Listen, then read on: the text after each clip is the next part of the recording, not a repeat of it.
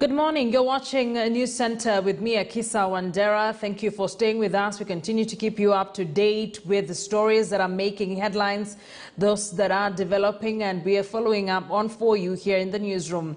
Now, desert locusts have invaded about 2,000 hectares of land in Rhamudimtu ward in Mandera North, and this just a day after Kenya was declared locust-free by the United Nations Food and Agricultural Organization, FAO. According to Mandera Governor Ali Roba, a swarm of locusts invaded the region, moving in from Ethiopia. The county government has called on the national government to act swiftly to rid the insects before spreading into other areas.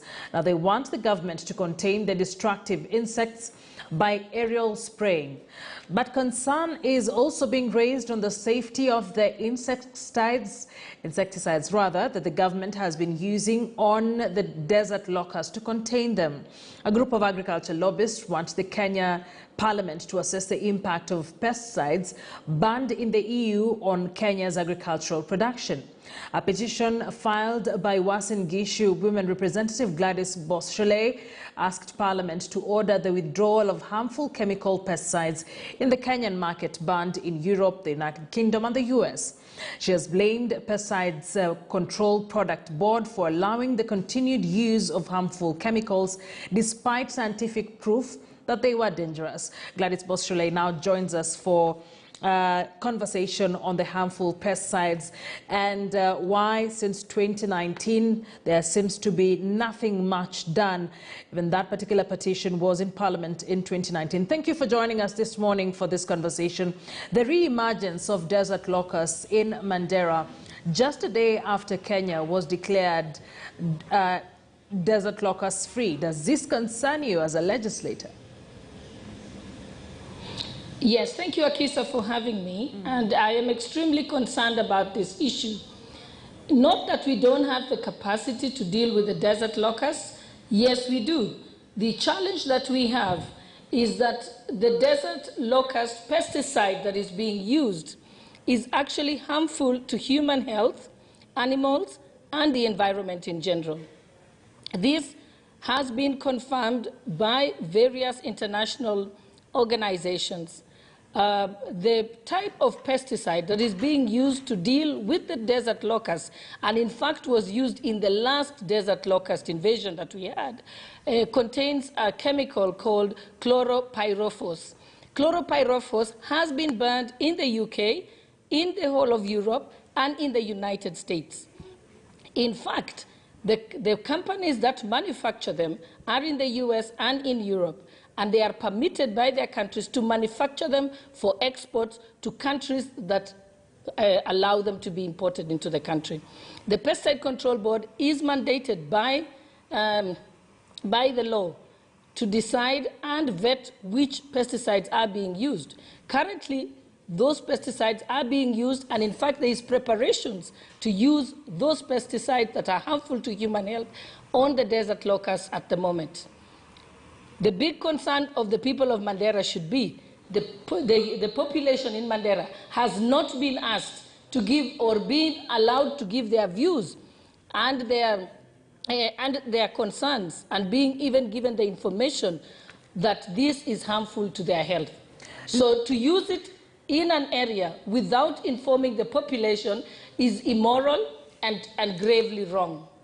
Looking at this bill that you presented in Parliament, sorry to cut you short, and the progress that has been made so far, Parliament referred it back to the Pest Controls Product Board, which said it will conduct a risk analysis of products sold in Kenya. Has there been any progress since we started this conversation in 2019? Thankfully, the new CEO of the Pesticide Control Board is more proactive relating to this issue. The previous one that held office was actually the one allowing these criminal activities to happen in our country. So we are hopeful that this is going to be dealt with by the Pesticide Control Board. The only challenge is that we should not allow the use of those pesticides while the Pesticide Control Board is undertaking these studies or trying to implement the recommendations of the committee. They should not be used while this is ongoing. I have written a letter to the Food and Agriculture Organization here in Nairobi. I've also written to the head office in Rome, telling them that, in fact, in their own, what they call the pesticide referee group, has decided and did recommend that these dangerous pesticides can only be used as a last resort. Why are they using them in Kenya, yet we have safer alternatives available in the country, manufactured by at least 5 companies in Kenya, and can be used? Why should they use the harmful one that is coming in from overseas? There is something that the Food and Agriculture Organization is not telling us. Also, the USAID Environment Desert Locust Reference Group also did say that this should not be used, and they refused that anything with chloropyrifos should not be used. The USA Environmental Protection Agency also outlawed and banned the use of chloropyrifos. It has been confirmed to cause brain damage to children. So have the people of Mandera, were the people of Meru, were the people of Garissa and the places where the desert locusts were sprayed last time, were they informed that this is a likely harm that can happen to their children? It is wrong.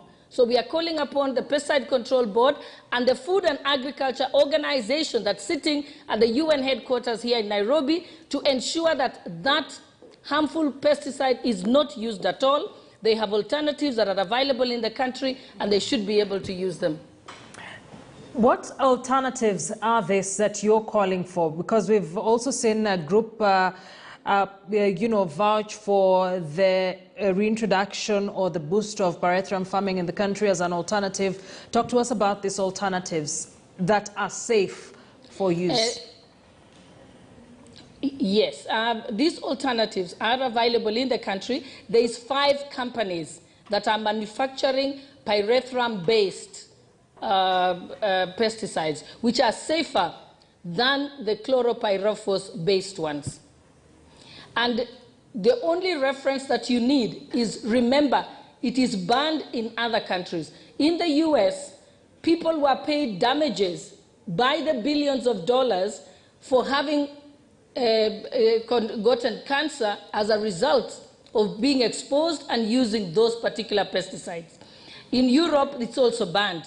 So what is it that this country knows that the other countries don't know? How do we expect this to affect food production? Because it is a concern in itself. My petition is only calling for the ban of 262 types of pesticides. There is another 6,000 types of pesticides available in the market that is safer. So I'm not asking for the elimination of the use of pesticides. We are asking you to use safer pesticides that can mitigate the harm to human health. I'll give you an example. Science has shown us and research has shown us that Kirinyaga County has the highest use of the harmful pesticides. And Kirinyaga County also has the highest prevalence of cancer. I have a document here that's been prepared and is available for any Kenyan to see that tells us which of these pesticides we are asking for the ban. So to tell us that it will affect food security, that is being dishonest, because we have other pesticides that are safer that can be used. In fact, Akisa, these pyrethrum-based pesticides that are available in the country, the only people who buy them are those farmers who export flowers or who export certain food crops out of the country. Because if they send any food that has a little trace of chloropyrifos, they are immediately sent back to Kenya. But anyone who's producing food for the local market buys the harmful products because we don't have a mechanism to undertake spot checks. You will see that some of the scientists who've been helping me on this campaign have undertaken research and picked food random from our markets, and you will be shocked at how much our fresh vegetables has of these chloropyrifos. No wonder the incidences of cancer and other non-communicable diseases have increased exponentially here in Kenya. And you will notice that these companies that are producing those harmful pesticides, one of them is Dow in the United States, the other one is Bayer from Germany, and they are producing them and exporting them specifically to African countries who are foolish enough to allow those chemicals that are harmful to their population's health to come into the country. Currently in our shelves of those products that I've called for the banning, there is Gladiator, there is Dasban, there is Cyclone, there is Spectator, there is Ranger. All of those are being sold in our shelves but are banned in other countries. So one would wonder, because... And just let me give you an example. Yes, yes. Let me give you an example, Akisa, just allow me. Yes. Remember, when science confirmed that hormonal replacement therapy for women was causing breast cancer and ovarian cancer and so on, Kenya did not undertake fresh scientific research.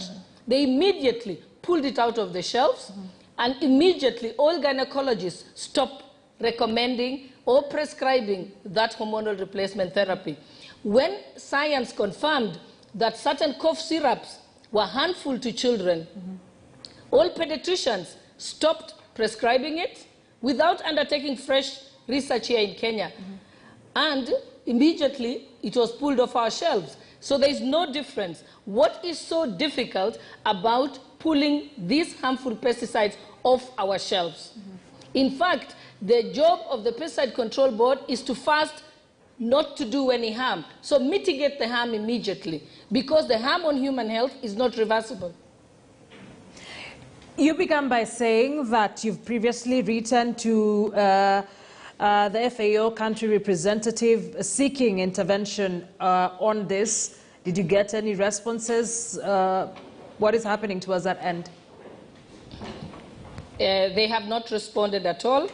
I have also written to the Ministry of Agriculture, and I have copied it to all the counties. Since agriculture and health is devolved, I'm calling upon the Senate and the various governors to save their people. What's the point of letting people get sick and then we start spending a lot of money on health care?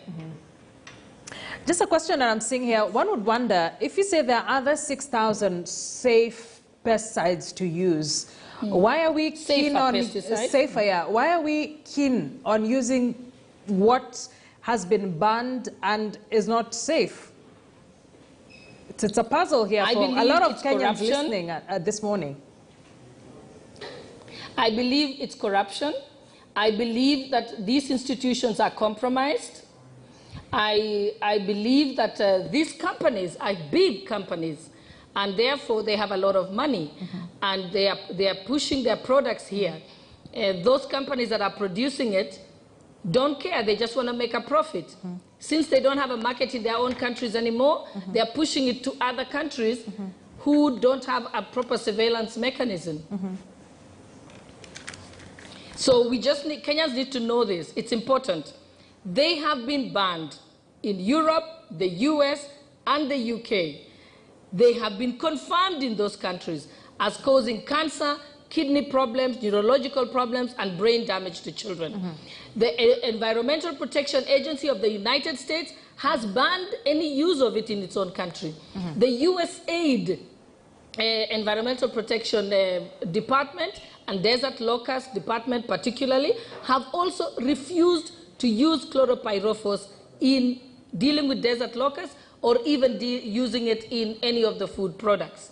So Kenya has all the science available to it. We are just not taking heed of it because there are some irresponsible officials who refuse to do their job and are willing to sacrifice human life and human health in order for, I don't know what expediency they get out of it.